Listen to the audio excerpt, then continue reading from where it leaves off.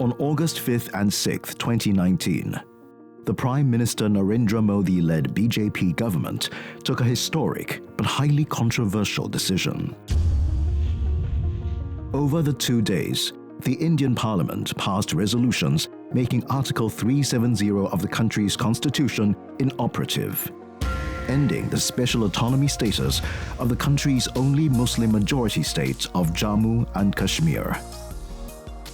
The state has now been fully integrated into the Indian Union, and all the special rights of residents of the state have been scrapped.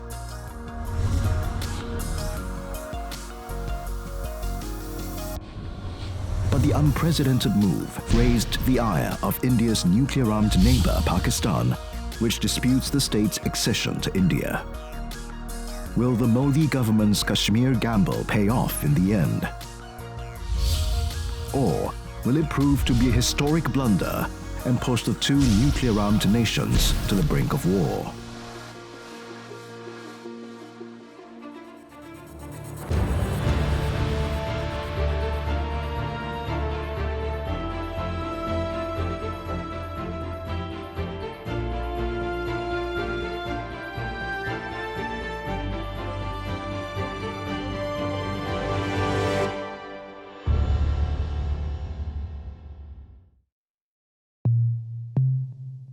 Kashmir, often dubbed as the heaven on earth. With its majestic snow-capped Himalayan peaks and a serene lake, its beauty not only offers a feast for the eyes, but also a sanctuary for the soul. But for the last 3 decades, the Kashmir Valley has been gripped by a vicious cycle of violence, chaos. The seeds of turmoil were sown decades ago, when the erstwhile semi-autonomous princely territory was ceded to India by the Hindu ruler of the Muslim-majority principality. It was a decision that was challenged by Pakistan at the time of the partition of undivided India. Tribal invaders, backed by Pakistan, invaded the principality in 1947, within months of the two nations being formed, forcing Kashmir's then ruler Maharaja Hari Singh to turn to India for protection. Hari Singh signed the Instrument of Accession to India, allowing Indian troops to be airlifted to Srinagar to defend the state. When the hostilities between the two nations ended in 1949, India was in control of about 2/3 of Kashmir and Pakistan of 1/3. Since then, the fates of the former principality has remained a dangerous bone of contention between the two neighbours. The Maharaja was actually planning independence. He was toying with the idea of Pakistan or India, and Pakistan was foolish enough to launch an invasion. What actually happened was that invasion aroused the national sentiment of the Kashmiris, who stood like a man to resist that Pakistani invasion, something that is not usually understood. And therefore, the Maharaja was forced to accede to India. Pakistani never recognized even the authenticity of this instrument of accession. And even those who are willing to accept that it was actually signed, they claim that it was signed under duress by the Indian authorities. And so they think it's void, basically, and it has no legal value. From India's point of view, the Maharaja joined India with the whole state of Kashmir joined India, so that makes it an integral part of India. The Indian Constitution, adopted in 1950, granted the former princely state special status. Under Article 370 of the Charter, the state was given a semi-autonomous status with several rights not enjoyed by citizens of any other Indian state. But the special status granted was stated explicitly as a temporary provision, and all Indian prime ministers have promised to remove it, though no one did so in the last 70 years. Constitutionally, इसको permanent का दर्जा नहीं दिया. It was temporary, it was transitional, and it was special. Special for the transition, for the interim, to take the charge from A government to B government. Article 370 was supposed to be temporary, but after, in the mid-50s, the Constituent Assembly failed to abrogate it, it became a permanent feature of the Constitution. And that is also why the technical legality of the move of the Indian government in August this year is questionable from a legal standpoint. But that changed on August 6th this year, when the Narendra Modi-led government finally revoked the temporary status and ended the uneasy status quo in Kashmir. The state has been bifurcated into two union territories: the Union Territory of Jammu and Kashmir with an elected assembly, and also the Union Territory of Ladakh. It's a very major decision, a very major step that the present government has taken, because it leads to the full integration of Jammu and Kashmir. Jammu and Kashmir was a part of India ever since the Maharaja signed the instrument of accession in October 1947. It was part of India, but there was a problem of integration because of Article 370, which provided Jammu and Kashmir a special status. So once that has been done away, the full integration of Jammu and Kashmir, the laws that are applicable in the rest of the country will now be applicable also in Jammu and Kashmir, and the real fruits of democracy and development which the rest of the country enjoys, will also now be applicable in Jammu and Kashmir. So it's a huge thing. Pakistan claims to be standing for the self-determination of Kashmiris. The de facto abrogation of Article 370 is yet another instance of erosion of the autonomy of the Kashmiris. Of course, Pakistan doesn't recognize the validity of this change in the constitution, but it does change things. It has become, from at least Indian point of view, just an internal matter, also legally. But why did Modi take such a risky gamble that no other Indian leader could do over the last 70 years? What's so different about India and the leadership today which made that possible when Congress leaders in the past only broached the idea of abrogating the article but never got around to doing it? It required a lot of courage, foresight and vision. But with the kind of majority that this government has, and this is probably the first time that they're actually implementing their manifesto. So a lot of people were surprised. Then they looked at the manifesto, this is part of the manifesto, and they are implementing their manifesto. But the way the special status provision was abrogated has not gone down well with the Congress leadership. It has opposed the move, describing it as a black day for democracy.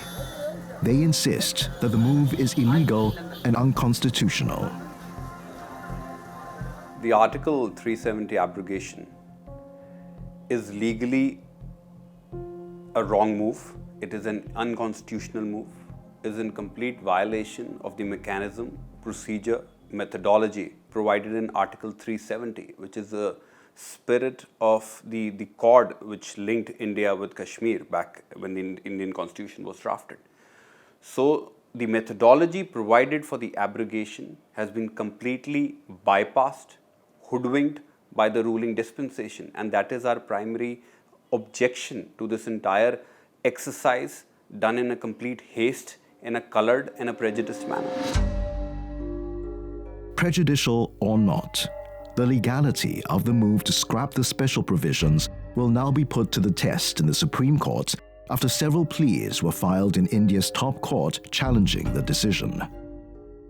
The Supreme Court will need to adjudicate.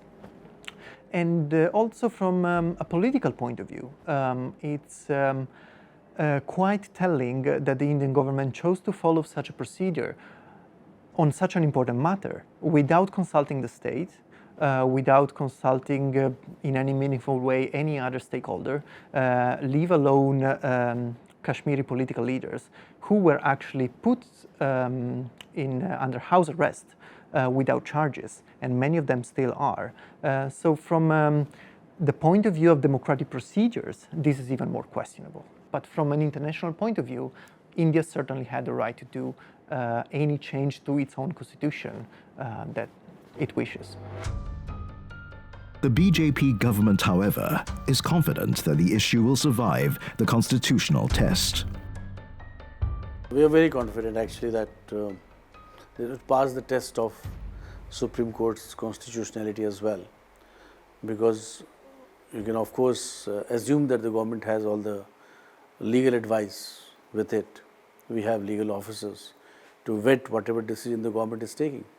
More so if such a decision has been taken, and all were consulted, and a very technically sound decision was taken. But on the other side of the border, the abrogation has angered Pakistan. It has downgraded diplomatic ties with India, even raising the issue in the United Nations Security Council. Pakistan believes India can't remove the special rights granted to the Kashmiris. The issue is not of India's constitution. The issue is about the disputed status of Jammu and Kashmir under international law, the United Nations Charter, and the UN resolutions to which India, is a party like Pakistan. So they are bound by the UN resolutions to ensure the resolution of Jammu and Kashmir in accordance with their aspirations. They have annexed Kashmir and partitioned Kashmir into the Ladakh and Jammu and Kashmir and made them into union territories. So they've done the reverse thing, which is a violation of their commitments internationally as well as the UN resolutions. Well, it has the grounds in terms of, as a sovereign state, it can do whatever it wishes in the international arena. And it can argue that, for example, a plebiscite was never held, that the territory of Jammu and Kashmir is it's a disputed border according to its own point of view. So it can do all these things. The point is that the great majority of the international community consider this to be a bilateral issue between India and Pakistan. Pakistan now is trying to internationalize the issue because it hasn't been able to put enough pressure on India with bilateral negotiation. Pakistan's response is extremely awkward, but not something which was unexpected. Firstly, I think since the decision of the government on the 5th of August took India by surprise, I'm sure Pakistan and its leadership was taken equally by surprise. And therefore, the responses which you have been seeing have been primarily from the top of the head, without too much of detailed examination of this. Though Pakistan claims India has changed the status of a disputed territory, New Delhi has staunchly defended its move, claiming it's an internal domestic matter and does not change the line of control or the international border with any nation. But the tension in the Kashmir Valley is palpable. Even before the amendment bill was introduced in the Indian Parliament, thousands of troops were sent to the valley. All communication links with the outside world were cut off, and major opposition leaders were put under house arrest. India says the temporary restrictions are needed to prevent militants and terrorists from carrying out attacks and resorting to violence. 32-year-old businessman Harun Ahmed in Srinagar is a worried man. Like all others in the valley, Ahmed is suffering the consequences of the lockdown. While he's reluctant to state his political position on the issue, he's hoping that all the restrictions will be lifted soon so that the residents can get on with their daily lives. People here are suffering a lot of things because of the communication blockade since 5th of August, and the situation is very much tense. You know, people are suffering here. People cannot contact their relatives. People cannot contact anywhere because of this communication blockade. Whole Kashmir is facing different sort of problems. Patients are suffering because they cannot swipe the cards so that they can do their dialysis of patients like these cancer patients and heart patients. So all over generally the situation is very much tense here in Kashmir Valley. Despite the concerns expressed by many in Srinagar, the 50-year-old editor of the popular Urdu newspaper Taskeen, Sohail Kazmi, is hopeful about the future. As a journalist, he has seen the political and social turmoil at close quarters for more than 2 decades. He believes Article 370 was, in any case, non-functional in reality. That's because it had only benefited a handful of families and elites in Srinagar. Article 370, it was not existing on ground. इसका कोई फ़ायदा जो था कोई चंद लोगों को था, कुछ परिवारों को था, लेकिन ज़्यादातर 98% जो है, जो यहाँ की आवाम है जम्मू कश्मीर और लद्दाख की, उनको नुकसान था और हमेशा शक और शुबे की नज़र से हमारे यहाँ के लोगों को देखा जाता था. People of Jammu and Kashmir wants normal atmosphere, tourism, employment and everything, लेकिन कुछ लोग जो नहीं चाहते थे आर्टिकल 370 को उन लोगों ने इरोड भी खुद ही किया है. अगर आप देखें तो आर्टिकल 370 की जो डायमेंशंस थी वो ऑन ग्राउंड एग्जिस्ट ही नहीं करती थी.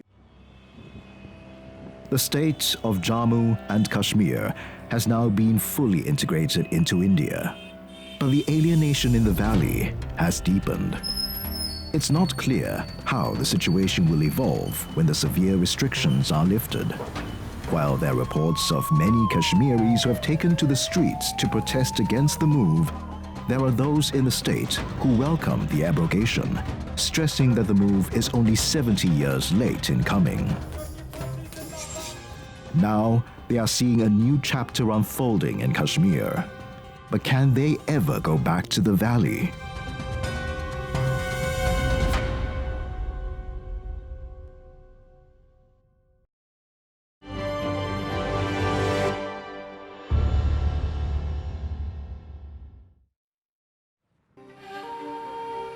Jammu, the winter capital of the states of Jammu and Kashmir, on the Tawi River. Though its fate was tied to the whole state for 7 decades, it's a world removed from the Kashmir Valley. The 27 square kilometer district is a Hindu-dominated region, with Muslims numbering less than 10% of the population. For decades, people in Jammu have fought for their rights, and now they claim they are finally free under the Modi government. The mood is especially upbeat among the Kashmiri Hindus or Pandits who claim their history goes back centuries. See, Kashmiri Hindus are the original inhabitants of the valley who don't exist in that valley anymore, except for barely a handful. They were mercilessly, brutally murdered, massacred, raped, abducted, their homes destroyed, their temples desecrated. This happened in 1990 in order to pave way for a jihad against India. Between 300,000 and 600,000 Pandits were driven out of their homes in the 1990s by Jammu and Kashmir Liberation Front militants and other Islamist terrorists, marking the beginning of the darkest period in the state's modern history. According to the Indian government, more than 62,000 Kashmiri Pandit families are now registered as refugees in their own country. Today, the Kashmiri Hindus, known as Pandits, see the abrogation of Article 370 as a new dawn. But for 46-year-old Rosie Pandita, the decisive move by the Modi government came more than 2 decades too late. Rosie and her family lived in Gandarbar village in Srinagar peacefully until the mid-1990s. Rosie got married and moved to a new locality. Her family continued to live happily in the village. हमारे घर में पूरे थे और हम थे उस time 7 बंदे. जिस टाइम ये फिर शादी हो गई बाई की तो हो गई, उसके आगे बच्चे तो हो गए कुल 8 बंदे. फिर मेरी शादी हो गई 92 में हो गई, मेरी शादी में हो गई श्रीनगर में. तो वहाँ पर वो रहते थे, मज़े से रहते थे. मेरी उसकी बाई की जॉब थी उस टाइम, उसको जाने नहीं दिया. मेरा डैडी जो था वो मेडिकल में नौकरी कर रहा था. वहाँ कोई डॉक्टर नहीं था, वही संभालता है वहाँ. It was in the late 1980s that the dark clouds of terrorism had just begun to engulf the valley. Hindus were being targeted by the terrorists and families were fleeing their homes in the valley. But Rosie's family was assured of their safety by Muslim villagers in Gandarba. उसको जाने नहीं दिया, बोला आप रुक जाओ, आपको कुछ नहीं होगा। वहाँ के लोग जो लोकल थे मुसलमान गांव के, उन्होंने बोला हम उधर ही हैं, आप मत निकलो तो आप लोगों को कुछ नहीं हो जाएगा, आप लोग रहो मज़े से। फिर रह रहे थे मज़े से। Then, on the night of 26th January 1998, Rosie's life turned into a living nightmare from which she can never recover. मेरा बाप मरा था बाहर बरामदे पर, तो भाई मरा था पीछे। वो बाग पता नहीं वो भाग रहे थे क्या है, तो उनको बाहर मारा था। मेरे डैडी जो थे उनकी डेथ हो गई थी बाहर आंगन में, तो मेरे भाई की हो गई पीछे की तरफ से। बाकी बहनें वहनें जो थे वो अंदर ही मर गई थी, आधी जली हुई थी। खाली उनकी वो दिखाई दे रहे, डैडी और माँ की लाश दिखाई दे, ये भाई के, बाकी किसी की लाश दिखाई नहीं दे रहे। खाली जले हुए लोग दिखाई दे रहे थे वहाँ पर, 8 बंदे। जो भाई के बच्चे थे उनके सिर जले थे, बाकी बॉडी थी, उनको सिर और टांगे जली थी। वो रखा था ऐसे, एक रखा था मेरी बहन ने, तो एक मेरी जो भाभी ने रखा था उन बच्चों को ऐसे करके। Rosie's house and the other few houses of Hindus in the village had turned into one of the worst massacre scenes in Kashmir's modern history. Even the 14-month-old baby, the daughter of Rosie's sister, was not spared. बच्चों को भी गोली लगी थी, 14 महीने का बच्चा, उसको भी गोली लगी। बोल रहे थे 5 गोली लगी थी। फिर जो मेडिकल रिपोर्ट में वो बोल रहे थे 5 गोली लगी थी उसको। मेरे भाई को यहाँ लगी थी गोली और पेट में, बाप को यहाँ पर, और पता नहीं यहाँ पर कि यहाँ पर थी। वो पूरा मैंने नहीं देखा उस टाइम, मगर ये भाई को यहाँ पर लगी थी, उसको यहाँ पर लगी थी गोली। बाकी उनको सारे सबको जलाया था। 5-5 6-6 फायर किए थे एक बंदे का। बच्चे की बॉडी मैंने देखी, मगर इतना देखा, सिर और पैर नहीं देखे। वो उसकी माँ ने ऐसे पकड़ के रखा था उसको, तो दूसरे रखा था मेरी बहन। वो पता चला बहन ने रखा कि वो पता नहीं, मगर रखे थे ऐसे करके, उनको रखा था, उनको ऐसे करके रखा था उसने। 2 छोटे छोटे बच्चे थे। More than 1,000 were killed. I think 1,300 or so have been listed with names and events. More than 62,000 families registered. If you count even 5 to a family, that makes it more than 300,000. And there were more than 15,000 families who didn't even register because they did not want to live on government arms. So if you roughly say 75,000 families had to flee with 5 members to each family, it easily comes to almost 400,000 people 30 years ago. And since then, they've more than doubled in exile. That is the scale at which people were subjected to a genocide. The fact is, the administration was unable to respond. And what the government did at that time was entirely the wrong move.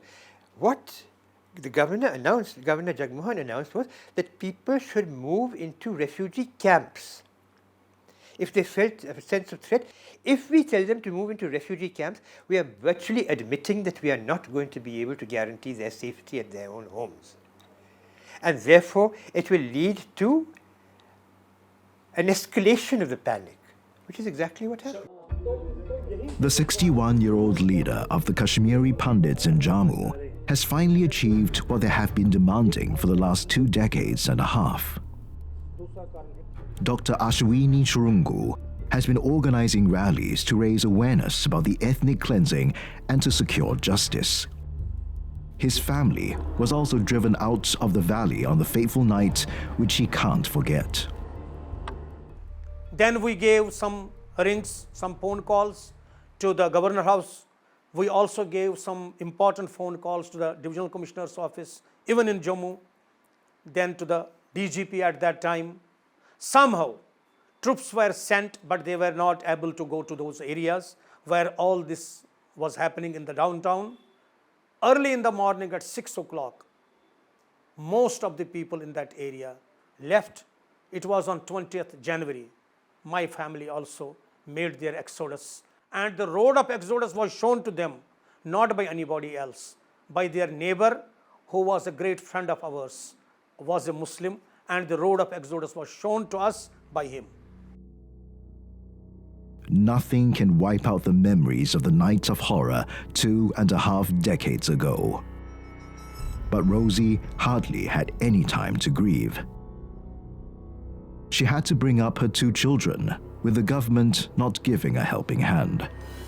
The government just gave Rosie one lump sum compensation of 8 lakh rupees, or roughly $11,200 in today's rates, and then forgot about them totally. फिर मैंने खुद ही अपने दम पर इन बच्चों को पढ़ाया बढ़ाया, तो अब ये जॉब, इनको पढ़ने की उम्र थी तो ये जॉब कर रहे हैं। अब इसको दे रहे, लड़की को 6,000, उसको दे रहे 8,000, उसी पर जॉब कर रहे हैं। वाकई ऊपर से उतना गुजारा भी नहीं है। गवर्नमेंट से कुछ नहीं मिला, खाली वो पैसे दिए उस टाइम उन्होंने, बाकी कुछ नहीं दिया। कितनी बार कोशिश की जॉब के लिए, जॉब दे दो, क्वार्टर दे दो, कुछ भी नहीं दिया। Finally, August 6th has dramatically altered the situation for the pundits, kindling their hopes. Many of them are hoping to go back to their ancestral homes in the valley in future. Hope is a far inferior word. I am confident and I am sure that in my lifetime, our community will be rooted in the soil of Kashmir because of 2 reasons that will never allow us to leave Kashmir ever. The first thing is the ashes of our forefathers lie in that valley, and the temples of our gods also lie in that valley. These are the 2 things in Kashmir that will drive us to Kashmir. But Rosie will never go back to her village. जब तक मैं जिंदा हूँ ये कहाँ मैं भूल जाऊँगी। ये कभी फोटो दिखाते हैं, कोई कुछ दिखाता, मैं वो भी नहीं देख सकती हूँ। मैं वो भी नहीं देख सकती हूँ। किसी शादी में जाते हैं, सारे लोग जाते हैं, मैं जाती हूँ मगर 10-15 मिनट बैठ मैं वापस आती हूँ। कि सबके माँ बाप होते हैं, भाई बहन होते हैं, मेरा कोई नहीं होता, मैं नहीं बैठ सकती हूँ। Apart from Jammu, another region that welcomes the changed status is Ladakh. It's high up in the Himalayas, and for decades, the Ladakhis have been dreaming of having a separate administration for themselves. Now, their dream has come true.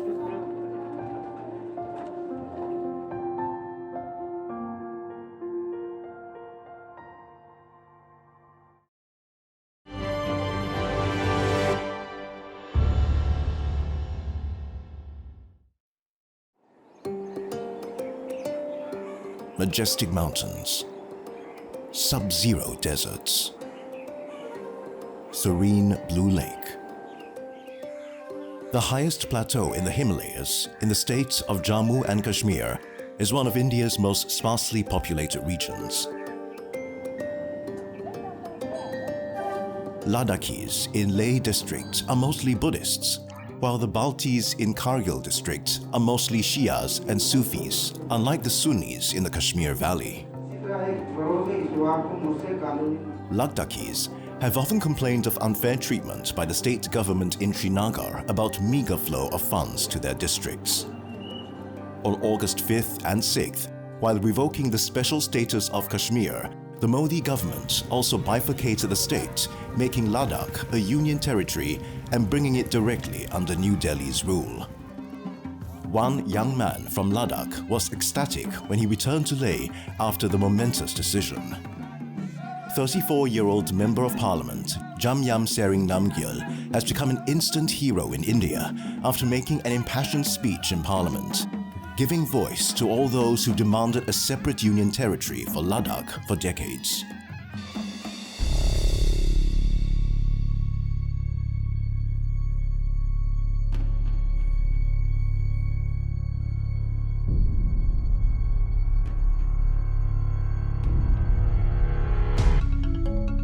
As recently as in 1999, India and Pakistan fought a limited war in Kargil in Ladakh. The young MP points out that even during the conflict, the whole of Ladakh was wholly in support of India. चारों युद्धों में लद्दाखियों ने Indian army के साथ साथ कंधे से कंधा मिलकर बलिदान दिया देश के लिए। लेकिन इतना करने के बावजूद भी हमारा एक ही कहना था, हम हिंदुस्तान के साथ रहना चाहते हैं, लेकिन कंडीशन ये नहीं होना चाहिए कि हमें कश्मीर के साथ रखे, ये कंडीशन नहीं होना चाहिए। इसलिए हमने फ्री लद्दाख फ्रॉम कश्मीर का स्लोगन हमने दिया। Free Ladakh is rejoicing. The busy market in Leh is thronging with tourists who are drawn to the majestic beauty of the snow-capped peaks.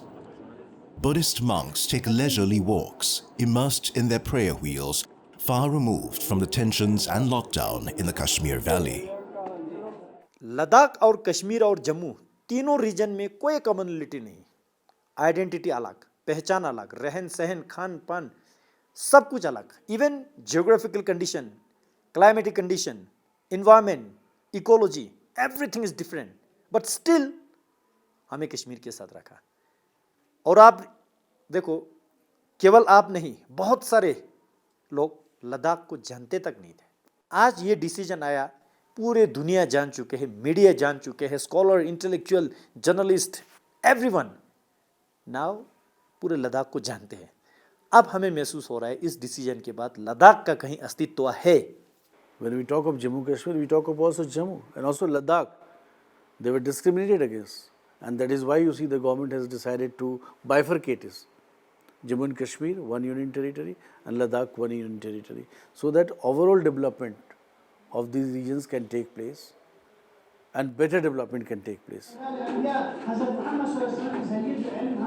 A busy Friday afternoon at the Leh Mosque. After the prayers, Dr. Abdul Qiyum, president of Anjuman Moinul Islam, takes a walk through the marketplace, talking to members of his community.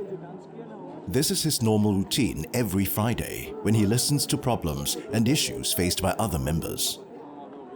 Dr. Abdul's organization has 20,000 members, providing a host of services ranging from education to medical treatment to the poor.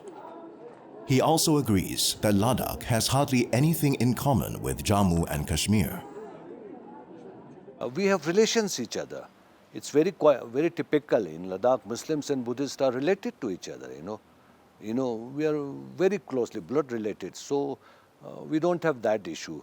Of course, sometimes there are minor misunderstandings and all, but we discuss and we solve it. We don't go for we always try to make the issues less prominent to the people, and we live very friendly. It's really harmonious, and we want to show the people of other parts of the country how we can live very peacefully. Irrespective of what religion or caste or creed or you belong to.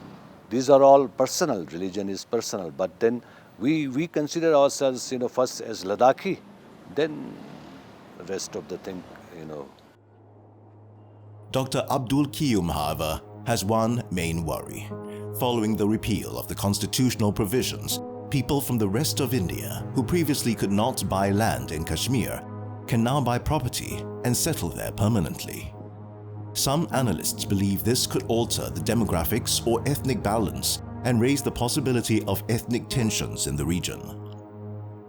Before, when the Article 370 was in place, nobody could buy, outsiders cannot buy land in Jammu and Kashmir, Jammu or Ladakh. Now anybody can buy and build hotels, run business. So because of minuscule population, we will be diluted, we will be lost in the big this thing. So this is an apprehension, and we are all, irrespective of any this thing, all the societies, all the groups, they are discussing, deliberating to request Government of India, Union of Government of India, to please look after the interest of the people of Ladakh. The president of the Ladakh Buddhist Association, however, is not bothered by it. In fact, P.T. Kunzang says that the association has been demanding a separate union territory since the birth of the nation. Our demand have been achieved. Ladakh has been given a union territory status, and in the past 71 years, there were about 17 to 18 presidents have been changed in Ladakh Buddhist Association. So there were Rinpoches, the reincarnated Rinpoches, the monks, the people of Ladakh, the whole Ladakh was, demanding for Union Territory status. Kunzang believes that the region will achieve greater progress from now on, and peace that the people in Ladakh have been enjoying so far will still be maintained even after the region comes under direct rule from the central government. Ladakh always remained very peaceful, no militancy activities, nothing has happened here. We always lived in a peaceful manner, and that is the contribution of the religious leaders. In Leh, the Buddhists are in majority. In Kargil, the Muslims are in majority. So, we always try to maintain that relation, that kind of good relation amongst the different communities. Until today, it's hard to determine how exactly the people in the Kashmir Valley are reacting to the news of the scrapping of the Article 370 due to the continuing security lockdown and communications blackout. Despite the relaxed way of life in Ladakh, tension is just a couple of 100 kilometers away from the busy marketplace, on the line of control with Pakistan. The armies of the two nations are keeping a round-the-clock vigil in a white-knuckle standoff. Pakistani leaders have issued veiled threats, pushing an already tense situation to the brink. What can Pakistan achieve? What will happen in Kashmir when the security lockdown is lifted? Will violent protests erupt on the streets again?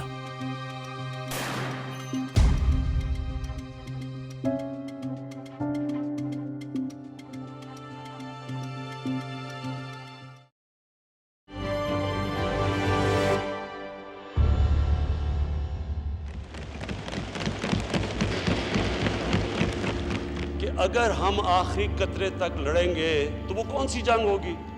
वो जंग होगी जो कोई नहीं जीत सकता। सब हार जाएंगे वो जंग, उसके इम्प्लिकेशंस दुनिया पे पड़ेंगे।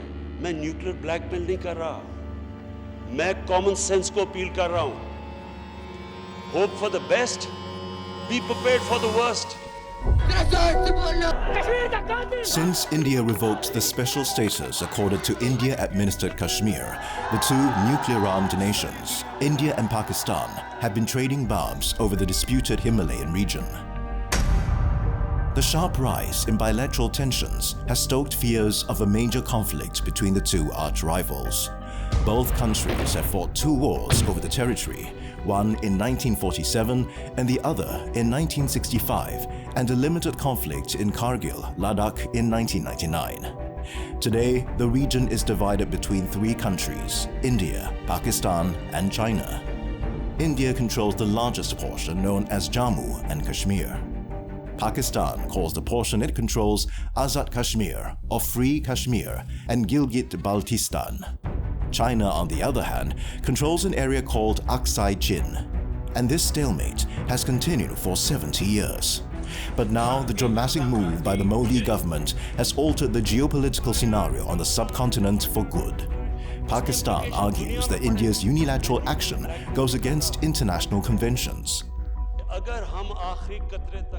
The ceasefire line became the line of control after the Simla Agreement of July 1972. And now India says that Jammu and Kashmir is part and parcel of India.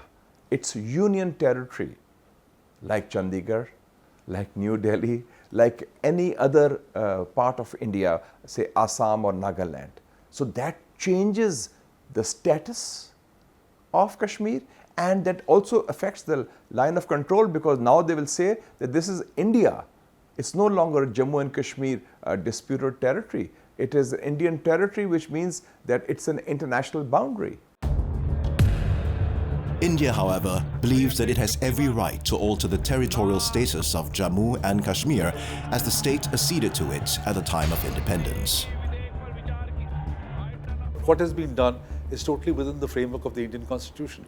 Indian boundaries have not been changed. The external boundaries, and this was clarified even by the External Affairs Minister, we have not changed our boundaries. We have just reorganized a state within India as per the Indian Constitution and the rights that we have. That's all that has been done. The revocation of the special status has been a part of BJP's goals ever since it was founded, and also in its election manifestos. The BJP's nationalist agenda helped the party and Prime Minister Modi win an impressive election victory in 2019. But India also believes that by revoking the special status, investments and development projects will flow to Kashmir, helping it to slowly integrate with the rest of the country. And Indians now will be able to buy land and houses and help develop not just Kashmir, but Jammu and Ladakh as well. They've never seen before what development is. We are not talking of a few affluent sections that exist around Srinagar. We are talking of the villages. Government has gone there, and we are committed.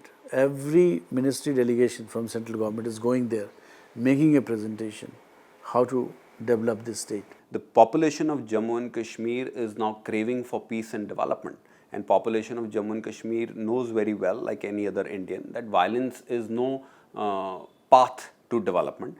So I pray in the health of the democracy, after the curfew situation is lifted, Jammu and Kashmir will be back to normalcy and we will be on the path of development as promised by the Bharatiya Janata Party.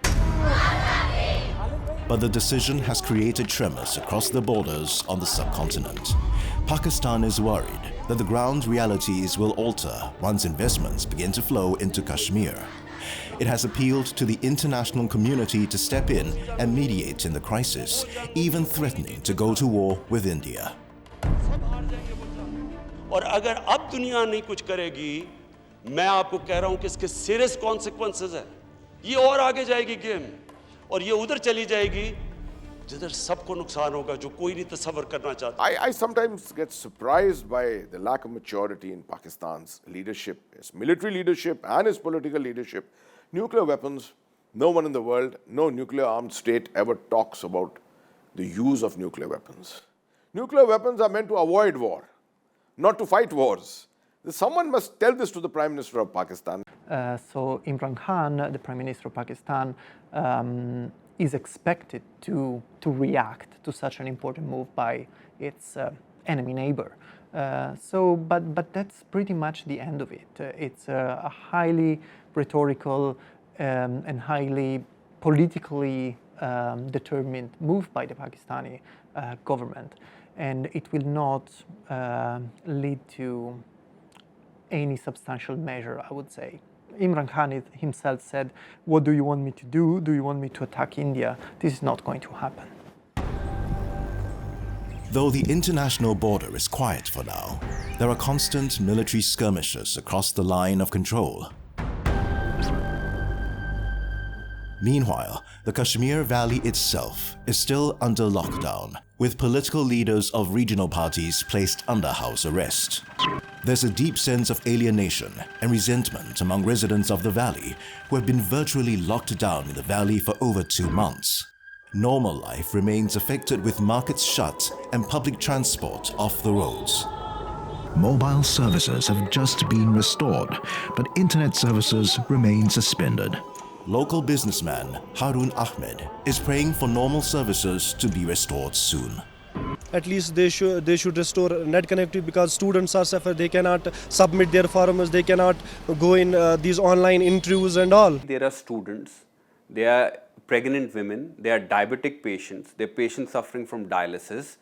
Jammu and Kashmir, are we declaring it as a perpetual prisoners for the residents of Jammu and Kashmir?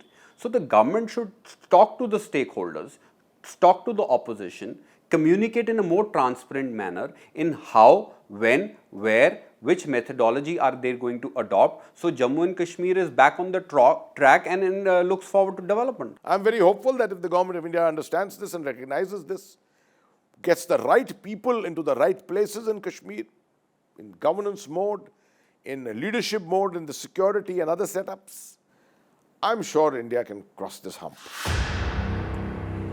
But while getting across the swamp, nobody can be sure about violence and chaos erupting again on the streets of the restive region as soon as the lockdown is lifted.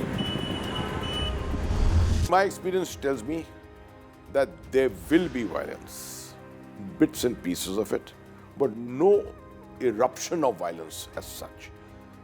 We have enough security forces in terms of the armed police and the Jammu and Kashmir police in Kashmir at the moment. The Kashmir dispute is not just about the abrogation of a clause or the accession of a princely state to one nation.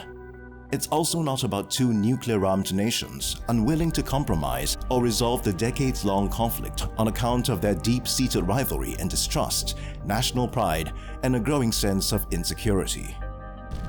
More importantly, it's about a continuing human tragedy unfolding over the last 3 decades. For the last 70 years, Kashmir has remained a state within a state, shaping the national agendas and destinies of the two nations. Today, the entire discourse has been changed in a matter of just 48 hours. Will Modi's unprecedented Kashmir gamble lead to peace and prosperity on the subcontinent?